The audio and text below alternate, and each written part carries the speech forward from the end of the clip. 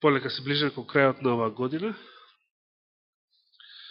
Меѓутоа, пред да истиче годината, не би сакал да заборавиме една важна тема. Имено ова лето се навршува 600 години од еден многу битен настан од црковната историја. Којато е настан? Да, што се случило 1415 година? Може ли да ви текне? Веднаш ке ви кажам дека знаете, само треба да ви текне.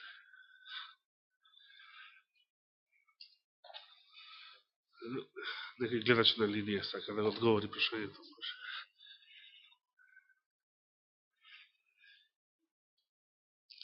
Додека размислувате, ќе ве повикам да отвориме и да прочитаме еден библиски текст. Откровение 2 глава.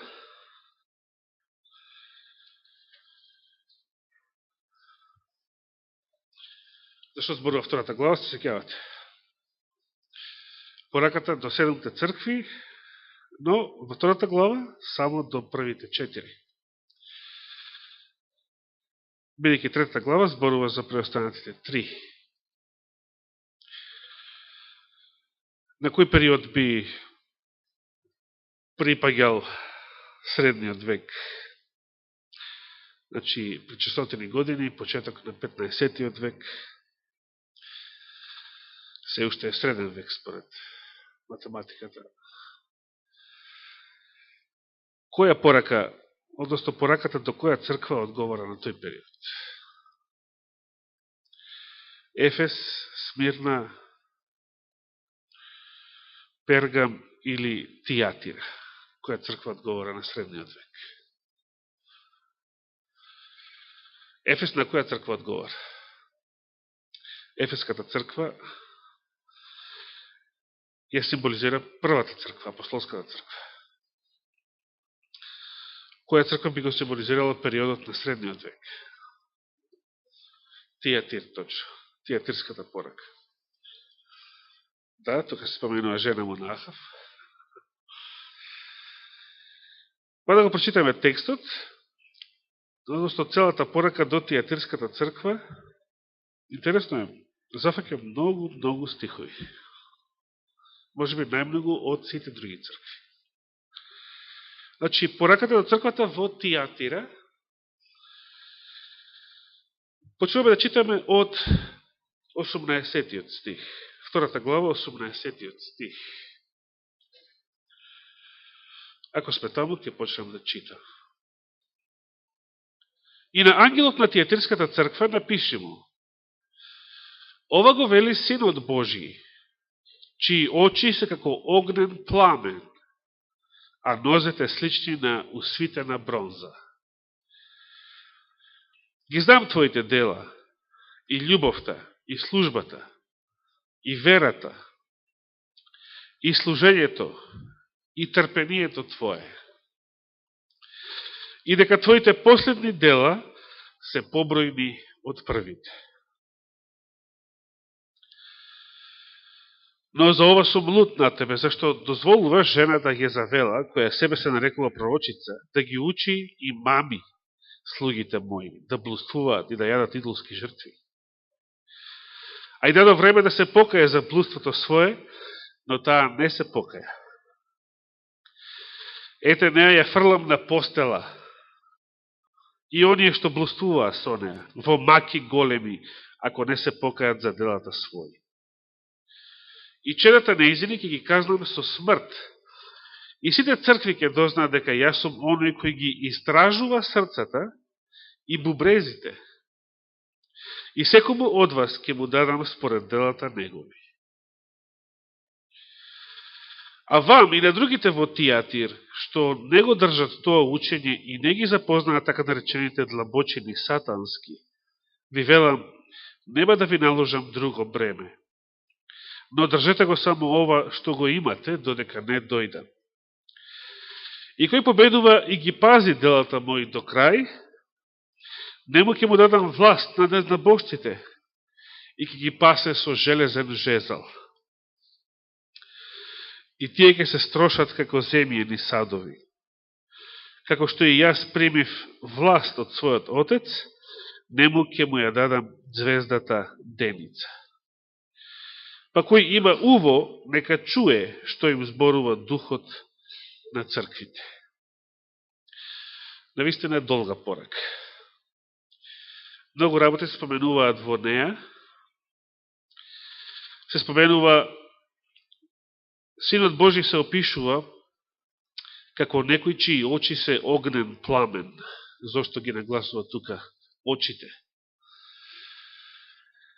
Понатаму ќе вели, и сите ќе дознаат дека јас сум оној кој ги истражува срцата и бубрезите.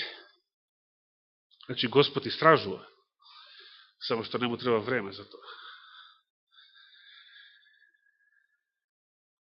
И секој од вас ќе му дадам според делата негови. Која е жената ги завела во црковната историја, исто така е познато. Господ не вели дека ќе ја погуби со смрт. Вели дека незините деца ќе ги погуби со смрт. А за неја вели дека ќе ја фрли во постел, што значи болна, немокна. Но не е смрт, затоа што таа жена ровари и ќе ровари до крајот, до последното време. Таа ќе доживее само една рана, навидум смртна рана, вели 13 глава, но потоа таа нејзина навидум смртна рана ќе биде исцелена. Да не живееме во времето кога нејзината смртна рана е исцелена. Оно што посебно сега сакам да го споменам е дека на оној што победува во пораката до оваа црква, Господ ветил повеќе работи, од кои едната од нив, последната што е спомената е, нему ќе му ја дадам звездата деница.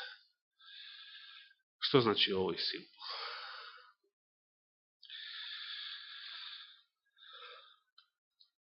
Звездата деница, знаеме, некогаш е деница, некогаш е вечерница, планетата Венера. Тоа зависи од која страна се наоѓа на Сонцето, како и месечината. Во Светото писмо и општо, не само во Светото писмо, деницата најавува што? Кога се споменува деница, што треба? Што најавува?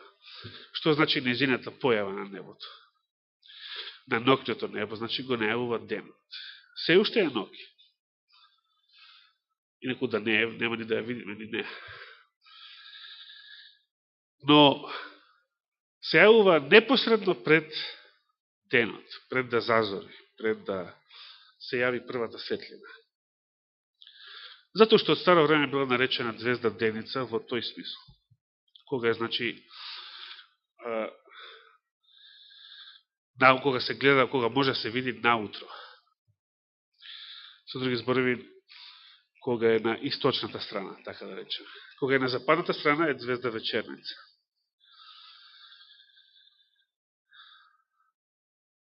Што представува сега како символ звездата деница во пораката до Тиатирската црква?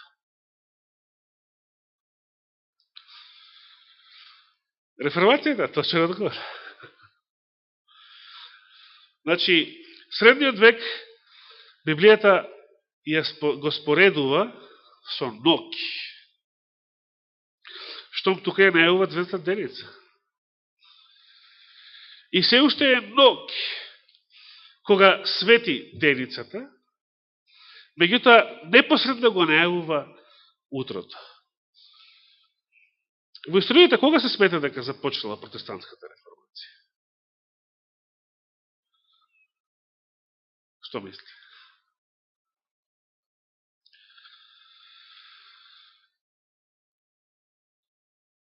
Ако некој ви праша кога започнала протестантската реформација, што би одговорили? Кој според вас е најбитен настан? Како почеток на реформацијата и кој како таков е земен од страна на историчарите. Како? Мартин Лутер, точно. Во историјата Мартин Лутер и 1517 година се сметаат за почеток на реформацијата. Но тоа е значи цели 100 години подоцна од годината што јас ја споменав. Значи, ако со Лутер на почетокот на 16 век започнува ден, а деницата се појавува кога е се уште ног, тогаш кој настан би бил деница? Пред, мора да биде нешто пред реформацијата. Значи, има повеќе, се разбира. Например, кој бил наречен утринската звезда на реформацијата? Да, во Джон Виклиф во Англија. Меѓутоа, за нас е најбитен Јан Хус. Точно. Пред точно 600 години Јан Хус е запален на клада и бил маченички погубен заради својата вера. Осуден од католичкиот собор во Констанца, истиот собор кој што го осудил и папата на смрт. Тој папа Јован, еден од Јовановците. Имало многу Јовановци од римските папи. Последниот беше во 20. век. Мислам беше 23-ти тој последниот. Ако се сеќавате, во големата борба пишува дека тој папа бил толку расипан што самиот собор го осудил за неколку споменати гревови, меѓу кои биле блуд, содомија, значи хомосексуални гревови исто така. И на трето место беше споменато гревови кои што не се згодни да се споменуваат. И се уште се чудиме што тоа би можело да биде, бидејќи сите најстрашни гревови биле споменати пред тоа. На колку ниско ниво се наоѓала црквата во времето на Јан Хус. И сега тој истиот собор го осудува и него. Зошто тоа се случило? Јас би сакал малку да се занимаваме со Јан Хус во наредниве, со се оваа 3 саботи, значи, бидејќи, иако се знае, за него не се зборува многу, меѓутоа за нас е најбитен. Зошто? Затоа што Мартин Лутер е реформација за германските народи, Джон Виклиф за англосаксонските народи, а Јан Хус е реформацијата, звездата на реформацијата за кои народи? За македонските народи, што би рекле денес, односно за сите словенски народи.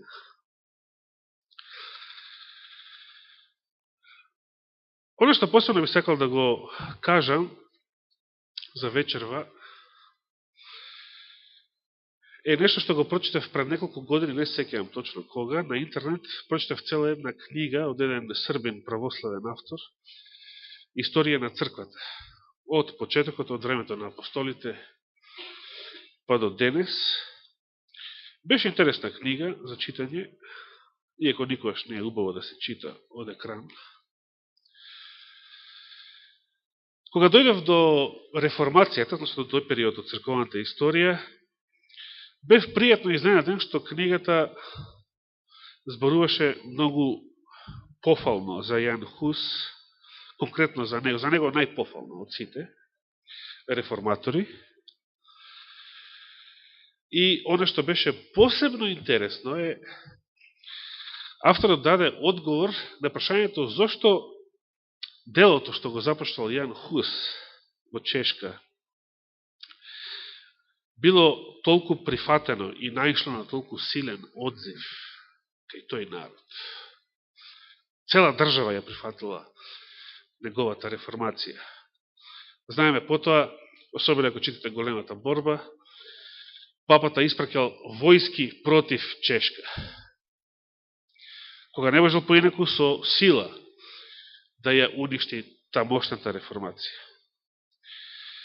И било многу тешко, затоа што чешката држава начало со своите генерали давале силен отпор и неколку пати ја поразувале папската војска. Зошто реформацијата на Хус нашла толку силен одзив кај во своје време, значи кај чешкиот народ, иако ден денес од тоа скоро може се рече дека нема ни трага, бидејќи сите тие народи се до ден денес католици. Знаеме, своевремено реформацијата зафатила и голем дел од Хрватска и Словенија. Словенците и ден денес го слават Примош Трубар, како нивен најголем и најбитен преродбеник. А малко кој знае дека тој бил протестантски реформатор.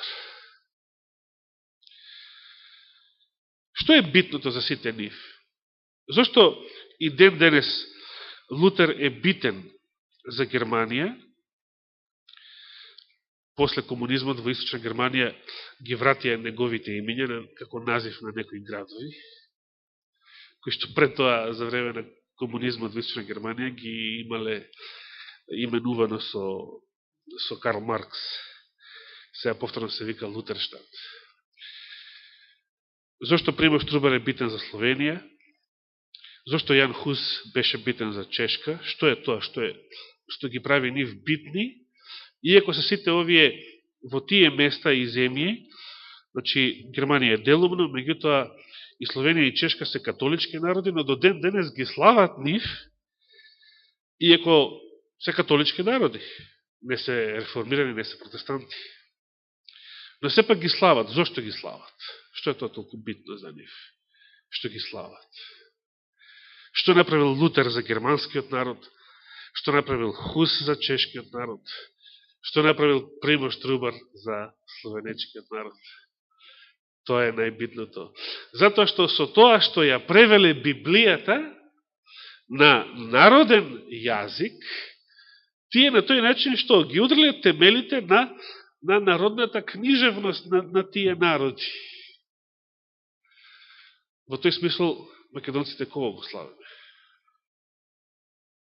Како? Македонците кого го славеле?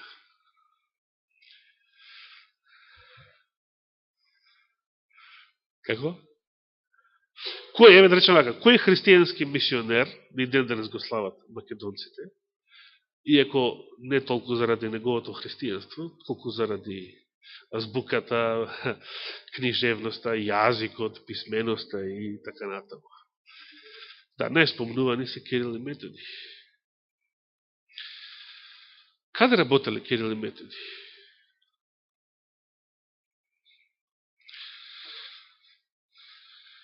Родени во Солун, нивното мисионско дело отишло до каде? До каде? Каде е тоа, знаете? Тоа е Чешка, точно. Значи, причината зашто чешкиот народ ја прифатил реформацијата на Јан Хус едногласно и застанал цела нација на негова страна, против папата, значи против остатокот од Европа во тоа време. Убаво е да се биде понекојаш ако треба и сама нација, ама против Европското. Убаво е тоа. Тоа било Чешка во времето на Јан Хус. Причината зашто цел народ ја прифатил реформацијата, што ја даде овој српски автор, што ме изненади и ми се допадна, е затоа што чешкиот народ, иако поминале неколку векови, многу добро се сеќавал на делото, што таму го извршиле Кирил и Методи. И сега, која е сличноста меѓу Кирил и Методи и Јан Хус? И можеме да ги додадеме и Лутер, Виклиф, Трубар и мнозина други кај своите народи. Ајде се подсетиме, што не учеа во школа за Кирил и Методи? Што правеле тие во Моравија? Што се случило понатаму? Како прво, Кирил и Методи, добро, значи нас не учеа комунистите не сакаат да кажат или не знаеа, второто е поверојатно. Како што гледаме до ден денес се големи незнајковци во поглед на некои скопски медиуми, во поглед на црковната историја. Но вистината не знаеа или не сакаа да ја кажат, дека како прво, овие луѓе биле мисионери, овие луѓе биле испратени да го проповедаат Евангелието на северните народи кои што биле пагани, што немало никакво христијанство кај нив пред тоа. За да го направат, за да го извршат тоа дело, што требало да направат? Значи, требало да ја преведат Библијата на јазикот на тие народи. Тоа е оно што мисионерите го правеле од секогаш. Значи, вратата на Евангелието се отвора со книгата, се отвора со Словото Божјо. Како ќе го разберат Словото, ако не можат да го читаат на свој јазик? Значи, писменоста, книжевноста, сето тоа, темелите на сето тоа се само последица, а главното дело е проповедението на Евангелието. Што се случило понатаму? Дали делото на Кирил и Методи било прифатено, дали имало отпор, дали имало непријатели кои што се кренале против нив? Што би можеле што се сеќавате од оно што ве учеле, еве да речеме, или што сами сте читале? Што одамна беше, Велиборче?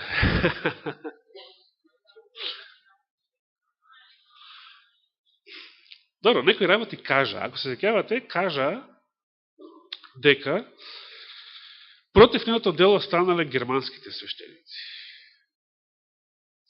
И дури ги обвиниле за ерес, кај кого се разбира, кај кого друг, кај папата во Рим.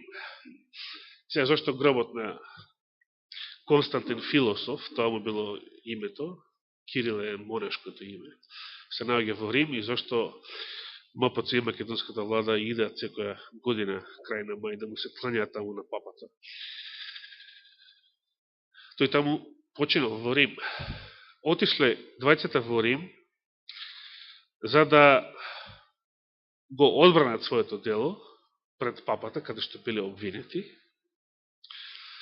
И сега, оно што е интересно е дека папата го прифатил нивното дело, ги оправдал. Тогашниот папа, мислам Никола се викаше, заборев, не е битен. Значи, тоа е, зборуваме сега за период од 9 век, замислите, значи 800-тите години, средината на 800-тите години, 867, мислам, беше конкретно. Папата го прифатил нивното дело, го оправдал нивното дело. И истовремено, значи, наместо нивото дело да биде осудено како ерес, беше осудено нешто друго како ерес. Дали се сеќавате од историските учебници од школо, како се викаше таа ерес, се учеше и во прва година средно по литература, која што била осудена, која што била спротивна на делото што го вршиле Кирил и Методи. Се сеќавате ли? Се викаше тријазичната ерес. Ви текнува? Не ви текнува? На никога не му текнува? Што значи тријазичната ерес? Што ја застапувале противниците на Кирил и Методи. Значи во 9 век. Германското свештенство и други.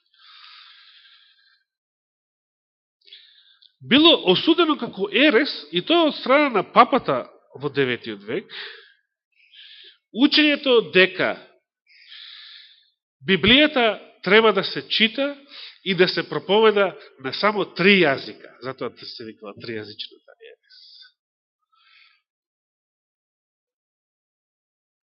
На еврејски, грчки и латински. Сега, ова е за мене многу интересна работа. Ако дори и папата во Рим го признал правото на секој народ да се има Библија на свој јазик и неговото богослужение да се одвива на негов јазик, а не на латински, например. Тогаш зашто Јан Хус, кој што го направил истото, само во 14. век, крајот на 14. почетокот на 15. век, бил осуден од еден католички собор. Што ни кажува тоа? Ако Јан Хус го правил истото што и Кирил и Методи, тогаш католичкиот собор што него го осудил,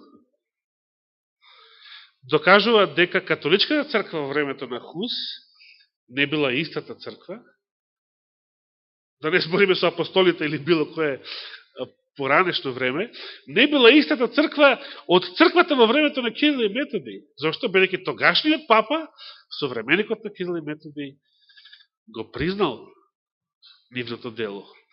Го признал правото и потребата на секој народ да ја има Библијата на свој јазик. И секој богослужение во црквите да се одвива на јазикот што тој народ си го разбира, че на неговиот јазик.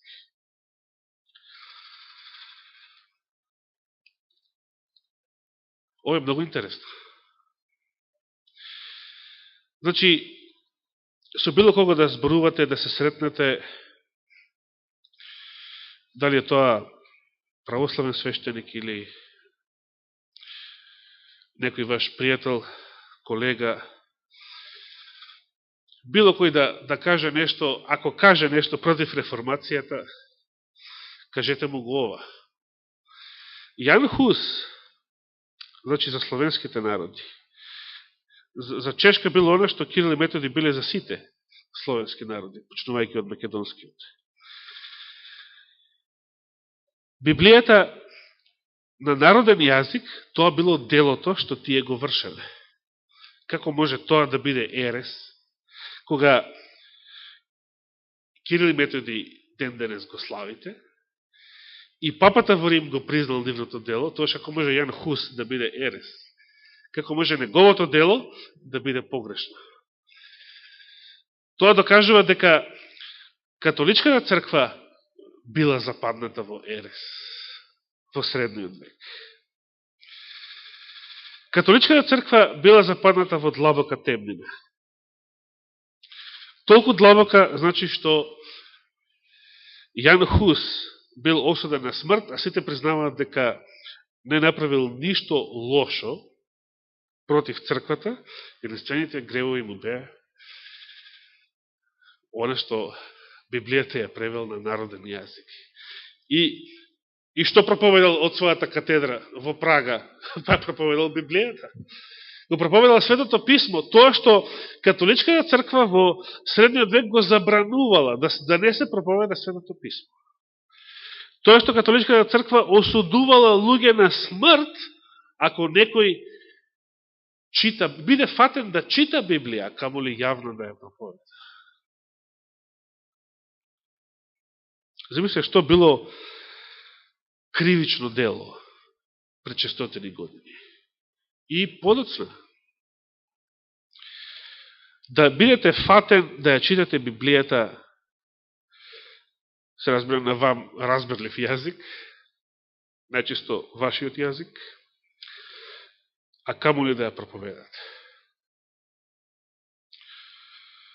Како е можно да биде, дали е може да биде Христова црква некоја религиозна организација која што ја прогонува Библијата и оние што ја читаат и што ја проповедаат? Зарем луѓето се слепи и не знаат да видат што е бело, а што е црно? Ако Библијата е бело, тогаш оние што ја гонел Библијата и незините читатели е што? Црно. Значи, папството во средниот век било црно. Папството во средниот век работело спротивно на она што папата од 9 век го признал. Признавајќи го делото на Кирил и Методи. Јан Хус маченички пострадал 1415 година. Ако се сеќавате од големата борба, таму се вели дека неговите посмртни остатоци, значи таа пепел, била расејана, фрлена во вода, во река, за да отиде во океан, во мориња. Непријателите на Божиото дело и на Божиото Слово се труделе да уништат секакво влијание, секаква последица од делото на реформа што Хус го покранал во својата земја, меѓутоа не успеале. Не успеале, како што било случај и со Виклив во Англија.